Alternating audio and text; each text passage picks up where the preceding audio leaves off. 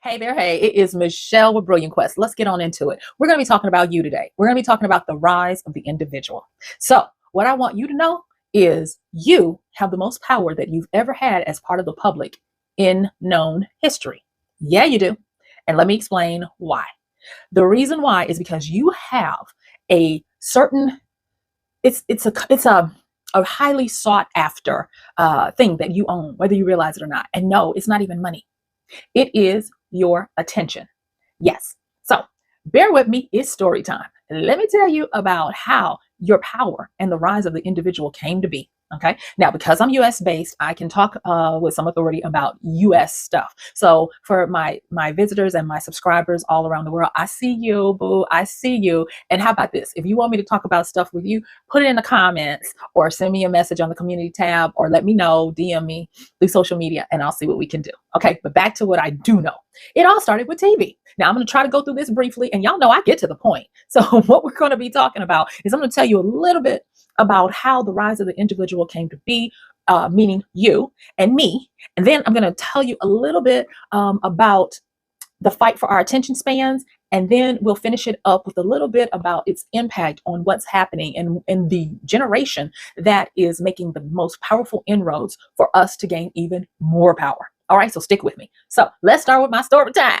All right, it all started in the 50s after the war, where you had three major networks: NBC, CBS, ABC. Now, this is US based. And what ended up happening was during the war, they said that World War II was the most technologically advanced and aggressive time of modernity.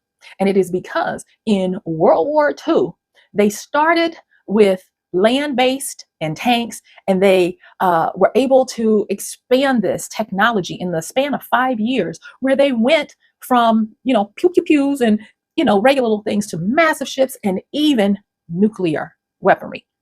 Now, you could argue that World War I was the same, because at World War I, they started with rudimentary gunfire power and horses, and then they ended World War I with an airplane. Okay, so we can say that too, but it was World War II, baby, because for Joe Q Public, you started with rations and getting into the industrial age of going to the factories, and your main entertainment at the time was, the radio. And there's nothing wrong with the radio. A lot of programming, and you notice I use that word programming, a lot of programming came out through the radio where people were enthralled and sat around at night. So much so that the president at the time did quote unquote fireside chats, where he would come on the radio and tell the American people about what was going on with the war effort, and to assure them that everything was going to be okay. And it was good. So then these broadcasting companies got on the technology wagon, and they started using television. And because the victors of the war had more discretionable income, the quote unquote average person would save up to purchase a television. And boy, when they brought those TVs into their households, it was on and popping. So here is the progress from where we have, and thank you for humoring me to listen quickly about the advent of what kicked this off and why this is the rise of the individual and why you're so powerful. So when you had the TV came into the house. Now, I do want to say this, that the United States of America, is the birthplace of the individual. It is independence. It is the great melting pot, but you individually can make something of yourself. You can go from nothing to a billion cajillionaire, all of those things. And so the culture of the US was based on the independent rights of the individual. And whether they knew it or not, that propagated everything. So when the networks came on, that's why you had three of them, because they each gave a little bit of a different flavor, but they were still geared toward the general population. They were still geared toward the community. And you could tell by the programming of the 50s and 60s, where the 50s was all about being the perfect model of the population. Shows like Leave It to Beaver and Father Knows Best, and all of these types of programmings to try to teach people what it looked like to be normalized and perfect. So the programming was for the general population. Then, oh my goodness, by the 80s and 90s, you had the advent of cable TV. Now, cable TV moved it more towards how, United States Americans like to get down. And I'm looking at my notes, y'all, and these cable networks started to take on flavors because of the segmentations of the population, where they went after tribes and niches. So then you've got MTV. You've got the cable news network, CNN, Ted Turner. People said, well, how are you going to have news 24 hours a day? Well, Ted understood that there were news heads. There were people that if they could just have it their way, they would have news 24 hours a day. It took off. The Weather Channel. Who's going to watch weather all day? Well, yeah, it's going to be your grandparents, but it took off. So you had your tribes and your niches. You see how we're coming down from general population? And so the cable news networks started taking over. And they went from a model of where you were the product for the companies, the broadcasting companies, where they got money from sponsors and the sponsors dictated what you saw, to the cable news networks now starting to breach that, where they could put on late night programming to sell you stuff more so than the cable network. I mean, than the major networks that went black after midnight and you just would see static. The cable networks were out here really doing a lot of the heavy lifting of moving us into closer and closer, that closer march, whether depending on whose side you're on, it would be a death march to individualism. So then now after the cable networks, you have, you guessed it, YouTube. Everybody is trying to replicate what YouTube is doing. YouTube has saved my life. I know that might sound cliche-ish, and don't worry, I will be doing a video to let you guys know how well we're doing with this channel, because let me tell you, we are doing really great with not even knowing how to do this. You're watching, you're engaging, you are getting this information, and I'm going to tell you why. You'll love this, and it's because it's about you. YouTube, and even in the name, it implied individual, you. So with YouTube, and this is where we currently are, YouTube, it's where you are the niche. Shout out to Dan Coe. You're the niche. And it's individualism on demand, meaning whatever you want to watch, you put it in the search bar, and 9 times out of 10, somebody is on here either live or has recorded something for you. So you can watch it whenever you want. You can watch it however you want, because that's the next thing. We have simulcasting now, where the individual does not have to physically be in front of a television at a certain time to watch programming that was prepared for them. No, the individual takes the phone with them, and they are, or the tablet or the laptop, and they take it with them, and they can scroll, they can pick, and they can choose whatever they want to. So the byproduct of this individuality means that and I made this mistake. I even did a video on it about the shortening of attention spans. And y'all know I'm continuing on Brilliant Quest. I'm always going to update and change, because I have a growth mind where mind flow, where I continuously go through this journey. And I'm going to be putting some stats up so that you guys can see how things are evolving. All right. So the reason why you love YouTube and why every other social media is trying to get into video, because they think it's about video. But YouTube understands it ain't about video, it's about you. That's why they named it YouTube. Okay, so let's get into it. Y'all ready to get into these weeds? Okay, here we go. So guess what the next one is going to be? Yep, you guessed it, virtual reality. So what's going to happen is we're going to continuously evolve, because that's what we do. And virtual reality, they already are started coming out with it. You got the Apple, I think it's Apple Vision or whatever Apple put out. You've got the Meta ones where you wear something and then you're immersed into a reality. Now, this is very rudimentary at the time of this recording, but we see the forward march of where it's going to become, where it's not even about watching things that appeal to you on demand. Okay, it's going to be where you become the star in your own world of your own creation, just like the games are now. So we see it coming. All right, so now the rise of the individual, it has spawned some things, and that is more people are becoming savvy with their attention. Yeah, and the biggest group leading this is currently the Gen Z generation, born between 1997 and 2012. So currently, they are anywhere from 27 years old down to 12 years old. And there are some stats. I'm going to start putting them up over here.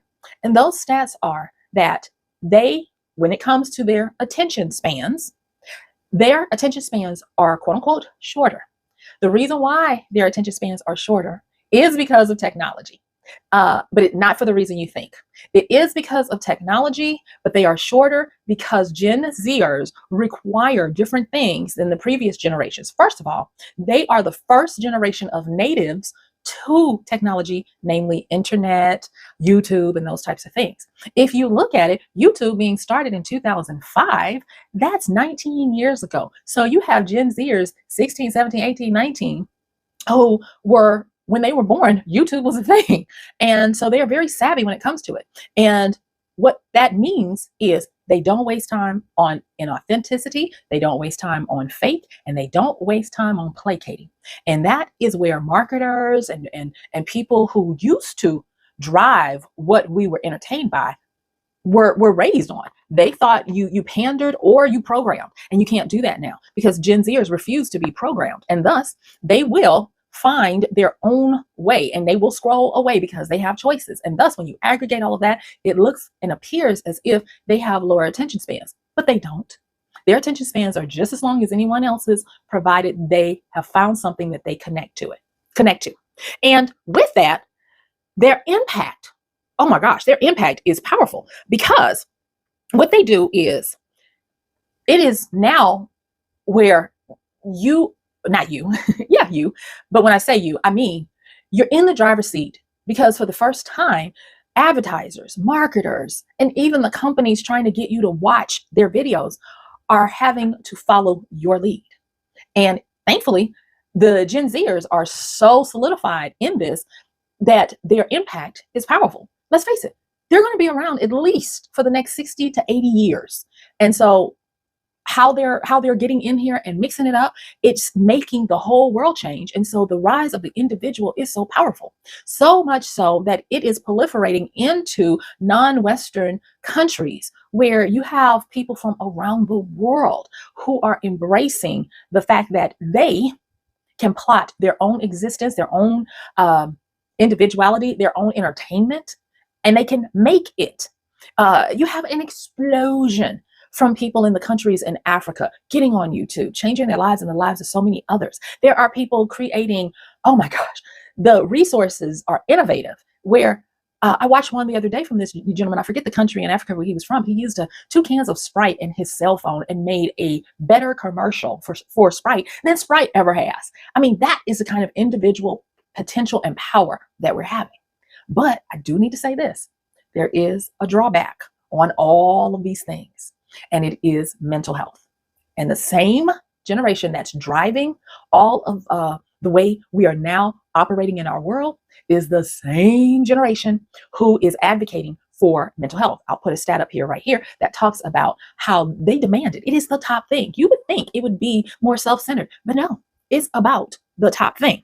Now, when you're looking at the rise of the individual, of course, there are going to be cons to this pro.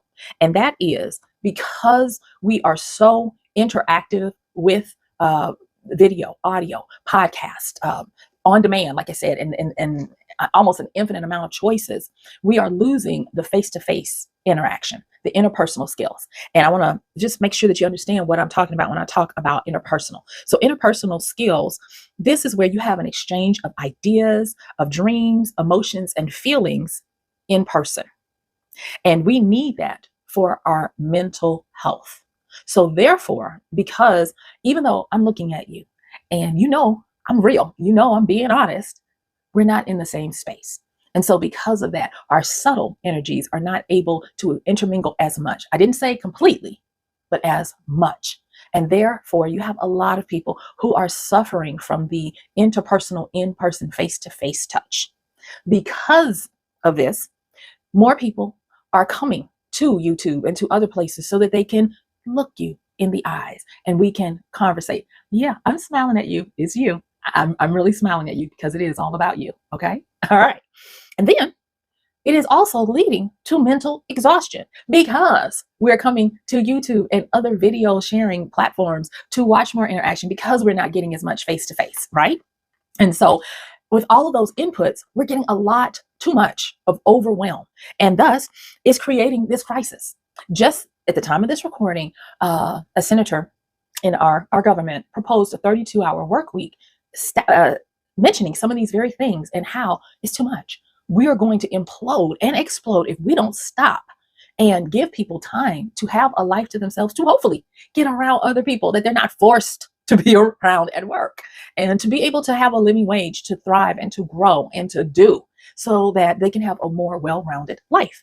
And so it also is a compounding here in the US. Now, in the UK and other places, I think, this is my opinion here, that you have it a little bit better. But for us, our food quality has deteriorated to the point where we can't be sure what we're eating. And I am not simply talking about processed foods. I am talking about the meats that we eat, even the produce. And I want to talk a little bit about that word produce. Produce represents raw fruits and vegetables. Depending on where you are, it can include nuts and grains, but for the most part, it is supposed to be raw, uncut fruits and vegetables. Now, it gets this name produce because it is produced at farms, not grown in the wild and cultivated or collected. It is produced for the purpose of selling for foodstuffs. Now, why am I bringing that up? I'm bringing that up because of all of the different things. And, I'm probably getting into some areas, but you have GMO seeds, you've got depletion of soil, you've got the cultivation of fruits and vegetables specifically made to become more delicious, higher sweetness, more addictive. And it is bound to have issues and repercussions on our motors, meaning our minds and our hearts and our guts. Those are the three motors of the body. And this is also contributing. Now, when you have people who are using screen time, and I don't know about you, but my phone will tell me, you spent this much more time this week on the phone, or those kinds of things. And I mean, I appreciate it and I know why they're doing it. But think about it. And I will say this to my defense. I use some sleep meditations on my phone at night. And so my phone is playing overnight with my little meditations going. So I get that. But think about those who are constantly consuming. They can't do anything. I mean, you have people, and I've seen this with my eyes. So this is not me here saying third party. I have seen where there are people who are at work and their phone, they've got an earplug in an ear, and their phone is constantly going with YouTube, with videos and other platforms that provide little short videos all day long while they're working. And so that just lets you know that there are a lot of inputs coming into our minds that cause us this mental exhaustion. And thus, mental health. Now, remember, Gen Z is the first generation that got here with the technology that we have. They don't know a world before the internet. They don't know a world before cell phones that were really doing something. They don't know that. 1997. They don't know that. By the time the babies from 97 were 8 years old, they had YouTube. And this is after the MySpace and all of the other things that came before it. And so they are operating with way more stuff coming at them than we were in our formative years. And thus, I am thankful that above, because, we all thought that when you had the millennials were about save the world, conservation and all of those types of things. The Gen Zers said, yeah, that's important, but my mind, you got to help me. I need to be healthy. And so that's another thing. And like I said, that is the rise of the individual. Now, you've made it to this point. First of all, thank you. How does this help you? And what can you do from here on? If you didn't ask it, well, I'm asking it for you. Okay. So how does this help you? This helps you because you are going to now become more discriminating with your attention. You're going to stop believing that your attention span is deteriorating, and you're going to reinforce the fact that no, you're just more discriminating, and you do not suffer fools lightly, that you have the power to pick and choose. And when you sense manipulation is at hand and you don't want to be entertained by it, you have more options than you can sling a cat at. And this is not to my cat lovers. I say that in jest. No harm to the kitty cats. But I also want you to understand too that now they have an article. I don't know if I can find it, but it came out with Associated Press where they talked about TV is now ghost town, and that they don't understand why a lot of these stations are still playing, because they become relegated to playing reruns. And they said that it's not funny, but it just shows you where it is. That more individual YouTubers get more views per month than a lot of the network and cable sponsored programming, which used to dominate distribution. But now YouTube is a distribution juggernaut. because YouTube can get you out there to the masses. Honey, YouTube is helping people find their mates. I'm telling you, people are getting on YouTube and being like, hey, y'all, hey, my name is, and I'm an Aquarius, or whatever it is. I'm not an Aquarius. I think you guys know I'm a Capricorn. But anyway, and getting, results. And it's not, and okay, and one more thing I want to say about YouTube, because I really, y'all don't understand. YouTube is out here saving lives. YouTube is doing the doggone thing. But anyway, enough about my love for YouTube. Another thing is that with how the rise of the individual is happening, you're getting it to where it used to be, if you wanted to be an influencer, you had to have the numbers. But now, these same advertisers who want your attention are like, we can't go by numbers because that doesn't translate like it used to. They're looking for micro influencers who have the engagement, who have the tribe. Remember, YouTube is about the individual, and YouTube learned from the networks and the cable that you not only want to have something for the general population, but you especially want to have something for the person, because the person is the niche. And the niche of that person means that they are highly engaged with that channel, with that video, with that portion. And because of that, the powers that be that want to sell you things are now looking at engagement. How much are y'all vibing together? How much is this one individual to these other individuals connecting? And that is the reason why you are so freaking powerful now. And so the reason why you want to know this is because I want you to be more discerning and discriminating with what you watch. I want you, if for instance, you want your world, I'm not talking about anybody else's world, because we're individuals over here. It's hard to get folks to think communally. But if you want your individual world to get better, where you stop getting echo chambers of the sameness that degrades you, stop giving your attention to the things that are simply for controversy, shock, lies, titillating lies, and the like. Do you realize that you will be able to stop the degradation of what people will put up if you stop and say, is this true? Do a little bit of research. If you see a headline, and even on YouTube, because it's rampant on YouTube, and if you see something and you're like, wait a minute, that person didn't, go check it out. Stop the video, go check it out. And if it be true, come back to the video. Give people their view and watch time hours. It matters, y'all. Watch all the way through. And then you will start letting YouTube and the other algorithms know that you don't suffer foolishness. You don't let that go. You stop watching it. But that which causes you to be entertained, to grow, to feel better, to be better, when you start getting that diet, that's what you get more of. And I'm going to tell you, it starts to become more diversified and even eclectic, which is a good thing. You don't want everything to be the same drum beat. You want an orchestra, and you'll be able to quickly see your power. I ask you, try this for a week. Try it for a week. Put on your filters and don't give attention to the foolishness. Stop the mindless scrolling. Go and watch some long form content that imbues you with grace to keep going, edifies you, builds you up, those kinds of things. And then watch and see what you're offered to watch in addition to what you were normally getting a diet of. And that is going to show you how powerful you are. Okay. So what I want you to do is I want you to go about being consciously intentional about what kind of diet you receive from when you interact with videos, when you interact with shorts and reels and posts even. And I want you to know your power, that you're not just being fed stuff. You have the power to direct what you're being fed. If you'll notice, YouTube constantly asks you here and there, is this something that you like? It'll give you little smiley faces so you don't have to think about it much. You can press the little button on which ones you like and which ones you don't. And so they really do understand that this is the rise of the individual and that you are the powerful one. You are in the driver's seat for the first time in a long time.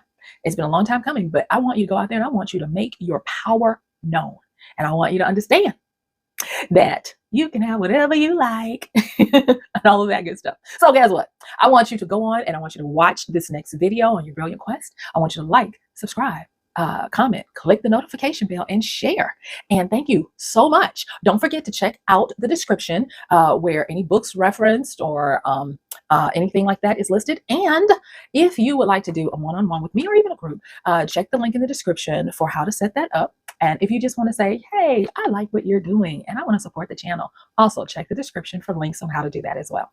And this has been Michelle, your big sis from Brilliant Quest. I'm going to see you sooner than later. Bye.